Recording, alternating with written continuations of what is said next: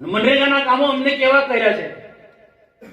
ખાલી આક્ષેપ તો કરવા છે પ્રસિદ્ધિ મેળવવા માટે, પણ એમને શું ધંધા કર્યા છે એ લોકોને ખબર પાડી જોઈએ કે નહીં ખબર પાડી જોઈએ? અને સાથે બીજી પણ વાત કહું કે કોઈ પણ યોજનાની નાની મોટી ગરબડ થઈ હોય તો કમ ધારાસભ્યની જવાબદારી નહીં સુધારવાની? જે તે સમય કામ ચાલતું હતું તે વખતે મનરેગામાં ખરાબ કામો થતા હતા, હું માન લઉં છું, વાત સાચી છે એમની, પણ ધારાસભ્ય શું કરે, શું જોયું ભાઈ? ધારાસભ્યની કોઈ જવાબદારી નહોતી? કેમ જે તે સમય મૌન સેવ્યું ને 4, 5, 6 મહિના પછી વર્ષ પછી આને ઉછાળવાનું કારણ શું?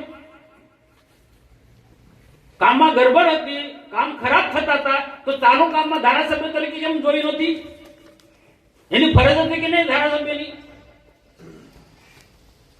કે જાહેર સભામાં એટલું જ બોલવાનું કે મનરેગામાં આ કૌભાંડ થયું, મનરેગામાં આ કૌભાંડ થયું? આવા લોકોને પણ ઓળખવા પડે, ખુલ્લા પાડો. આવા લોકોને પણ આપણે ઓળખવા પડે, આવને ખુલ્લા પાડો જોઈએ.